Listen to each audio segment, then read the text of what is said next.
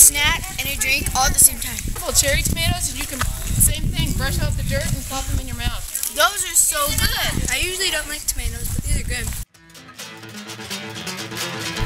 Welcome to the Food Summit!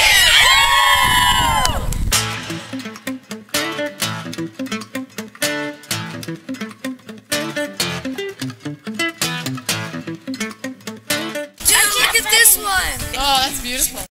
It all started a couple years ago when this area suffered the Great Recession, and this area had a ton of young families in it, a lot of families in the construction business, so when the bottom dropped out, many of our families lost their jobs, lost their health benefits. Also, during our medical events and during our wellness fairs, we really noticed that our families were not as healthy as we had hoped, and with people losing their health insurance, this could really have some dire consequences. So we really started looking at how to get more healthy food into our area. Also at this time, the USDA designated many of our communities as food deserts, which means that people either have to travel great distances to get healthy food, or they have to pay premium prices. So again, access to fresh food was the paramount. We saw more people than ever start relying upon our food pantries in the Dayton and Silver Springs area. So our kind of first strategy was to immediately bring in volunteers, who a lot of them had just recently lost their jobs, to help feed the community and feed the families. And we started in Dayton. We quickly realized, though, that just this one strategy was not going to make it. And so we looked at different strategies and thought, we're going to have to bring everyone together to really make a dent in this.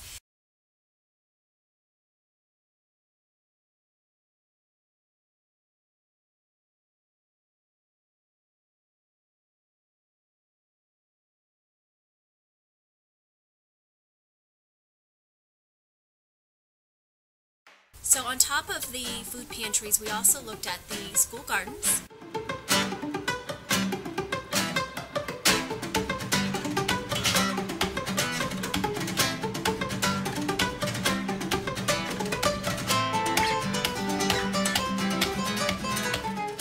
What's really great about the hoop houses in the schools is the kids are actually in school while the produce is growing. So it gives them the ability to not only prep and plant, but to see the growth and see the progress, and then get to harvest all while they're during school hours, which is really great, because our regular garden is awesome because they plant before they leave for the summer, and then they're gone. They come back and it's amazing to them because everything's growing beautifully. But this, they'll actually get to be a part of the whole process. So that's the great thing about a hoop house in the schools. We're all organic. The kids pop that fruit in their mouth and they're just so excited to be eating something that they've grown themselves. It's just one of the most positive things you could ever hope to be a part of. Oh my gosh, that smells good. I'm gonna smell like tomato all day. It's so weird. It was straight out the bottom. Mine just totally opened up. That's good. Look at all that juice. I mean, not chocolate. I usually don't like tomatoes, but these are good. I am 8 years old and my name is Ashley, and I like this garden because you can do a lot of things and you can plant things. Like what? Like tomatoes, pumpkins, squash, trees, all kinds of sorts of things. It's pretty fun. Planting and picking. Yeah. What's yours, Haley? I think it's great because it has a bunch of vegetables and it's nice and sweet. Yeah, and what's so much fun is when they're ripened, we get to pick them and they serve them in the school cafeteria. Yeah, it's pretty good. My favorite part would probably have to be how we get to be a part of it. We don't just have to sit back and watch. We actually get to get our hands dirty and actually learn responsibility of how to take care of our garden. I think it's really cool that we get to participate in not only getting the soil ready to plant stuff, but we get to harvest and try what we just grew. This kind of gardening is very labor intensive.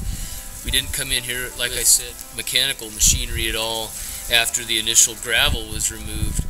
came in here and did this all with hand tools, did it by hand. The students helped with the planting, they help with the spreading of the alfalfa, they help with the harvesting, and it really has been a good experience for them, and I think really for the community. I know that the crops that are grown here have been utilized locally with the food bank, with needy families. They've sold some at the farmers market. It's really, I think, a very excellent success story for what we can do here in an arid climate with manpower and very few inputs to establish a healthy soil and a healthy garden that really in this amount of space can feed a lot of people. It's something that as this garden continues with the fruit trees, with the continued management of the soil and the crop rotation, this garden will continue to become more and more productive and bountiful as the years progress. A lot of the students that are helping, they're learning skills that they can employ at their homes, either on an apartment balcony or in a larger backyard or even a larger piece of property where they could have a big garden. There's really nothing that would keep people with a very small investment in plant materials and some soil, pots if you're on a balcony, from producing a lot of food even at home. So hopefully the skills that these students are learning here, they'll be able to take home and employ with their families or use in the future as they have families of their own. So every one of them has got that thing now. Now they know that fresh food isn't, that green isn't necessarily awful. And I think that's what the whole thing of the school garden is. Let them own it, let them grow it, see how it grows, and see that it's a wonderful thing, and they just get so excited about it. And then when they start eating it, then we've got kids that know how to eat fresh food. So I think that's what the school garden does. Once the children start eating fresh food and learning to love fresh food, they go home and they tell their folks, can we have that kind of food at home? And then that kind of food can be available through the co-op, because we can make that available through the local farms and make good fresh fruit and vegetables available to the parents, which here in Silver Springs it's not available. The principal has just been so supportive. The teachers have been so supportive. The kids are loving it. The parents even came last year before the hoop house blew away, and we had, I can't remember what morning it was, coffee with the principal, and he brought the parents down here. And the parents were wandering through, and I can't remember, January or February, and here's all this green stuff growing. Next thing you know, they all wanted to have hoop houses at home. We also use the fresh vegetables to come into our farmers market, and that leads to our third strategy. Again, trying to bring more fresh fruits and vegetables into our communities at affordable prices. Our farmers market started in Dayton, went to Silver Springs. We are now trying to get a farmers market more readily available in Yerington, Hawthorne, and Fernley. So really exciting. The great part about farmers markets is not only do they provide more nutritious foods to the communities that they are in, they also help our local farmers sustain themselves. And we love that. We love getting more nutritious food to our people while sustaining our farmers. The fourth strategy is the Silver Stage Co-op, and a group of dedicated women. This was their dream. These women came together and they buy in bulk, and then they redistribute amongst their members, and so that nutritious food can be bought cheaply. Oh, the other part is that in our farmers market and our co-op, we also were able to bring in the EBT machines, which are the food stamps. And so that, again, people can come into the farmers market, use their EBT or food stamps there. They can also use it at the Silver Stage Co-op, and then we hope to next year get many of our farmers, by sharing an EBT machine, to be able to offer their CSAs via the EBT machine. So the co-op also assists with education and how to cook healthy foods. And that goes to our fifth strategy, which was really opening up our infrastructure. And we were so blessed to have an amazing school district that was really willing to step to the table when the community needed them most.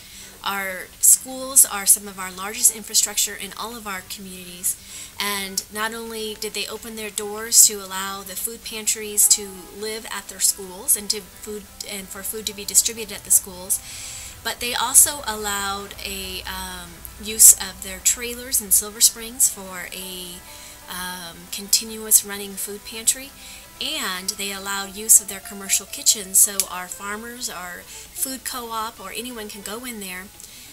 They can create a micro business or a value-added product of their fruits and vegetables and can bake and then also sell them at the farmers market or the co-op. So very exciting, and we wouldn't be able to do it without our schools.